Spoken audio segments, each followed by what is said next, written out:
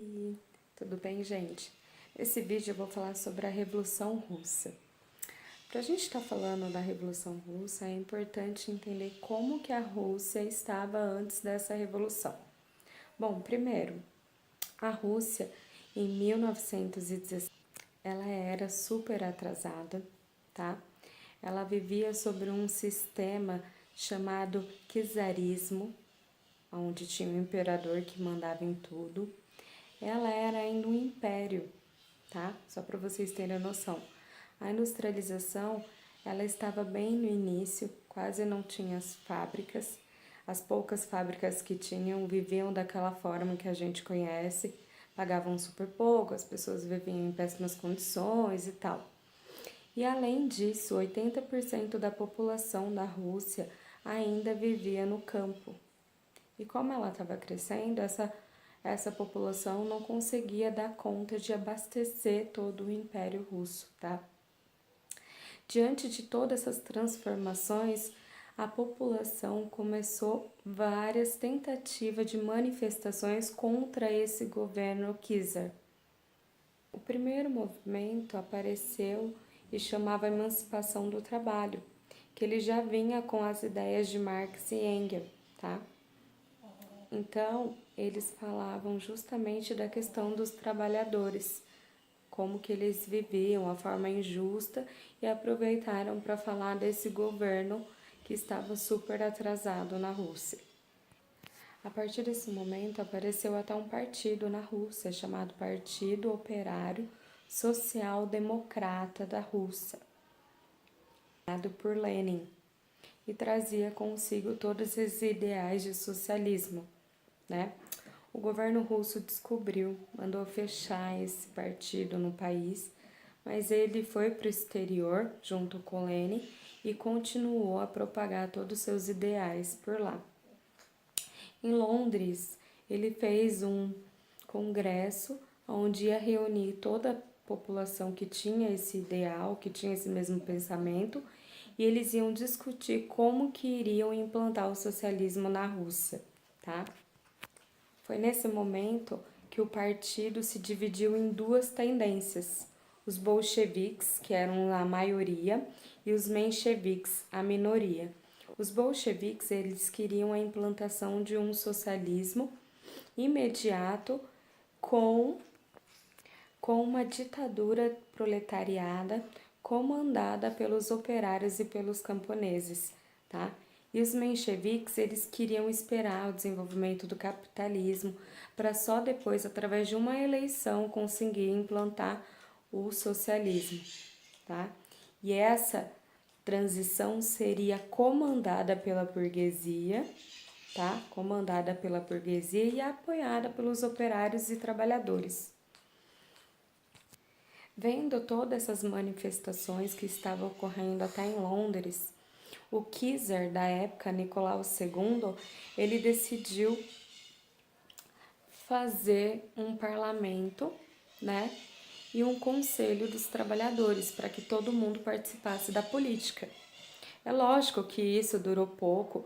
Ele logo depois ele conseguiu fechar esse conselho dos trabalhadores, prendeu vários trabalhadores e só a Duma que continuou, tá, a participar dessa política para elaborar as leis. Mesmo assim, o Nicolau ele tenta dissolver e acabar com a Duma, e aí é nesse momento que a população se une e consegue tomar o poder, tá? De primeiro momento, os bolcheviques não estão fazendo parte desse governo, tá? Quem entra no governo é Alexandre Kerensky, ele faz parte dos mencheviques, né, dos socialistas moderados, e ele consegue entrar no governo para que não tivesse um fim da Duma, tá?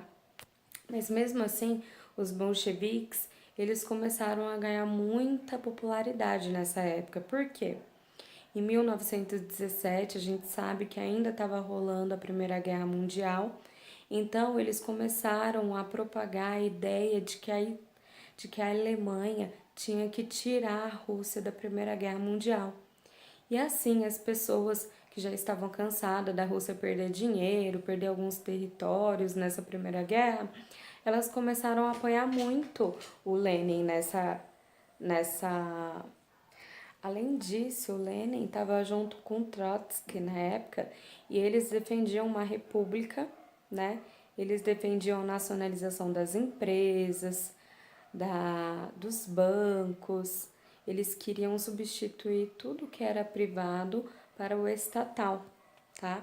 Aí, diante toda dessa fama, popularidade, Lenin, contra o Alexandre, resolve implantar um comitê revolucionário na época.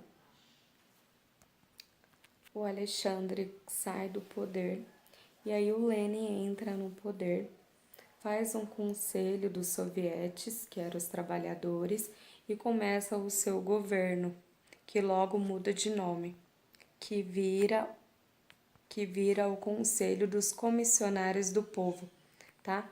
Quando ele entra no poder, ele faz diversas medidas, diversas mudanças na Rússia.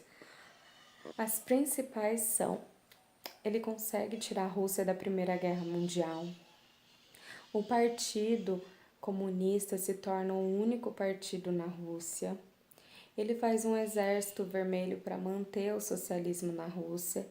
Ele faz uma reforma agrária, começa a nacionalizar todas as empresas privadas, distribui terra, que mais?